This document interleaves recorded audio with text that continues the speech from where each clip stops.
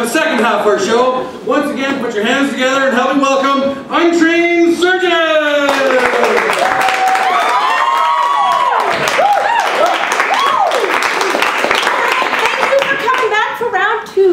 We are going to get started round 2, which we call Monologue Madness. And what we're going to do is take one more suggestion from you guys, take that suggestion and share some personal monologues. So what's shared in the bovine must stay in the bovine. And then we're going to create scenes based on the monologues. So to get us started, what am I holding in my hand? Anyway, everybody at once. A skull. A skull. Thank you, Mel. So when I was in 7th grade, we had a program where the older kids from the high school would come down and teach us science units. And the major unit was putting back the skeleton. We had an actual, like it was a really big deal because it had been an actual person. So the 13-year-olds that we are, we could not move beyond the fact that this was an actual person, that we didn't see the point in putting it back together. So, you know, most of the time when our teacher wasn't watching as we tried to put the bones back together, we just spent half the time making the skull talk and moving the bones and pretending it was a real person. And I, to this day, could never put back together a skeleton, dead or alive. So when I was younger, I used to wear these really long nightgowns, and I would run around the house and trip, hit my head on the door frame, and my skull would swell up. Not the entire thing, but if you just imagine the front and not like that. So there was a nurse that lived across the park from us. So she, like, my parents would be like, oh my God, Megan hit her head again, because it would stick out really far. And then so sometimes I would not heal without double black eyes. So then my mom would take me to the store and people would look at her like crazy, but I had the knot and like the black eyes, and I'm like, oh. So when I was a kid, before the age of 3, I was in the hospital like 4 or 5 times, and for a variety of injuries: broken collarbone, broken hip, broken arm. But so one time, I think I fell or something and went in with this huge nasty cut above my right eye. And so we go into the hospital, and I'm like 3 or something. And so the doctors start quizzing me, a 3-year-old, as to what happened. And so I start to kind of respond in, 3-year-old English, and my mom tries to translate for them, and they're like, no, mother, we want the child to respond. So apparently they were concerned that something was going on at my house. But oddly enough, right after that, the injuries stopped. When I was 5 or 6, I fell in a really bad bike accident and got all cut up. And my mom said I could get anything I wanted at the store to make me feel better, so I picked out buns of steel. I used to do it as a 5 and 6-year-old.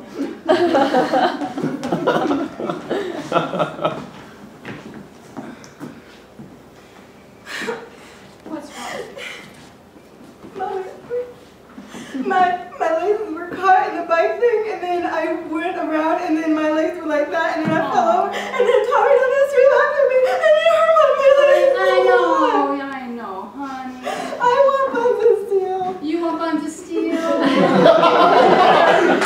look at your buns of steel. I want it right now. Oh, you want it right now? Because it hurts. It hurts a lot. Oh, I know. We need to take you to the hospital. Now, no daughter of mine is gonna have buns of steel. She wants buns of steel. How many times I gotta say this? No buns of steel. Iron maybe, but not steel. Iron buns. They don't make iron buns. Well, then nothing. She needs buns of steel.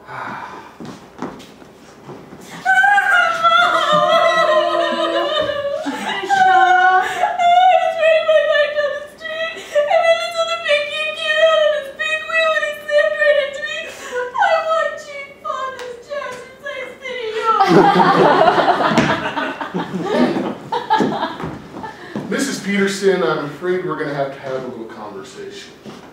Okay. The doctors have called us here at Child Protective Services because you seem to have an issue with daughters getting injured. Well, you know, they're 8 years old, and you know, they're And somehow, ride their bikes. and somehow, when they injure themselves, you feel it's appropriate to buy them workout videos. I just want them to feel good and, you know, get healthier. Mrs. Peterson, are you aware that workout videos are one of the #1 causes of a low self-esteem among 8-year-old girls? Are you trying to torture your daughters, Mrs. Peterson? Mom, guess what? Guess what I just learned? What did you learn, sweetheart?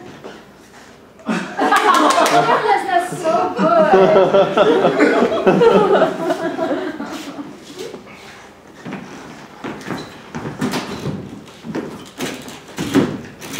Good God, man. This guy's dying, and you're writing the report? I'm trying to type as fast as I can. What are we gonna do? We promised. Dude, Jenny's single now. She just updated her Facebook. Hell yeah.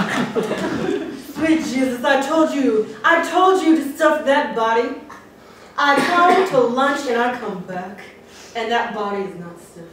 I'm The sorry. funeral is tomorrow. We have protocol. I was running out of stuff to stuff it with. I've been working as fast as I I can. said no bathroom breaks. He told me to leave. He's sick murder on me. Come on, man. Get the stuff to stuff the body. Sweetie, stop with the reporting. Stop with the reporting. This is the kind of help I got. It's a compulsion. I can't stop. Sweetie, stop with the reporting. Stuff the body. So you're single now. I am. Thursday night? I am free on Thursday. Don't we have bigger things to be worrying about? Stuff the body. I'm picking dates. I'm picking all the All right, the I body's like it. stuffed. You happy? I've got more chitlins to stuff the body. Well, it's about time. We need some more. Camera!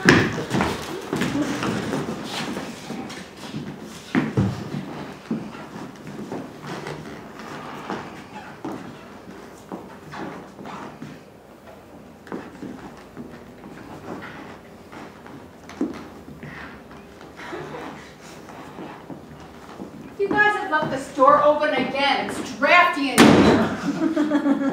Sorry, Mom. Mom gets so mad. No, I kind of like it. I don't like it when she's mad at me. When she, yeah, that's not good. I love it when she's mad at you. They're restuffing their stuffed animals. Okay. See, I don't like it when she's mad at either of us. Because I care about you more than that. I don't like to see Mom yelling at you. That's a weird reaction for a brother to have to a sister. That's weird. When I was growing up, I have an older sister and a younger brother, and my brother and I did not get along. So my sister and I decided we were going to play a little joke on him.